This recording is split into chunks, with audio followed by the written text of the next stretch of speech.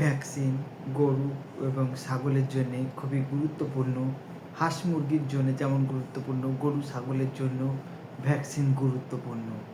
তাই গরু ছাগলকে রোগ প্রতিরোধ করার জন্য অবশ্যই ভ্যাকসিন দিতে হবে। এখন আমাদের আজকে ভ্যাকসিন সম্বন্ধে বিস্তারিত আলোচনা, মোটামুটিভাবে বিস্তারিত আলোচনা করব, জানে ভ্যাকসিন সম্বন্ধে কিছু বোঝা যায়। প্রথমে আপনারা দেখতে পাচ্ছেন গরুর তরকা। তরকা হলে কি হয়? অ্যানথ্রাক্স হলে গরু হঠাৎ করে মরে যায়, তাই গরুকে অ্যানথ্রাক্স টিকাটা দিতে হয় প্রতি বছর একবার করে।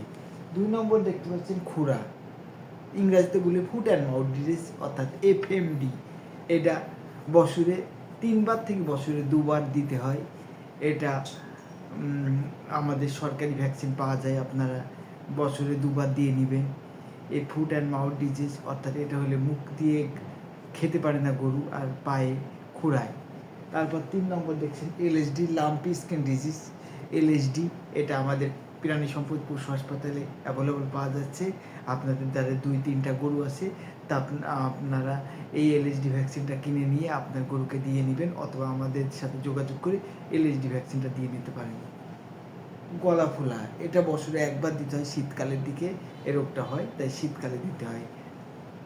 বাদলা বা ব্ল্যাক কোয়াটার, এইটা বছরে 2বার দিতে হয়, বর্ষাকালের দিকে এবং বর্ষাকালের শেষের দিকে রোগ দিতে হয়। রোগ হলে গরু পেট ফেঁপে যায়, তাই আপনারা এই বাদলা টিকা দিতে হয়।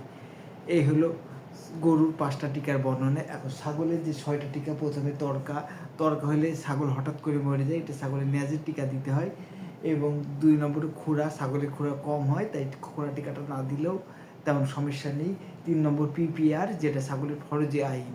PPR টিকাটা ছাগলের দিতে হয়, কারণ PPR হলে পেস্ট ডেসপিটিস রুমিনেন্ট অর্থাৎ জাবর কাটা প্রাণীর ধ্যানানি, পাতলা পায়খানা, মুখে ঘার জন্যে PPR টিকাটা দিতে হয়। তাই PPR টিকাটা অবশ্যই দিয়ে নেবেন প্রতি বছর। যে একটা ছাগল বা গরুকে প্রতি বছর 3 মাস পর পর অন্তর PPR টিকাটা দিবেন। এবং 4 নম্বর গলা ফোলা, এটাও ছাগলের শীতকালের দিকে হয়। 5 নম্বর বাদলা, এটা হয় কিন্তু আমরা বুঝতে পারিনি, হঠাৎ দেখা যাচ্ছে ছাগলের পেট ফেঁপে লাফাচ্ছে। 6 নম্বর বসন্ত, গুটি পক্স, এটা দিতে হয়।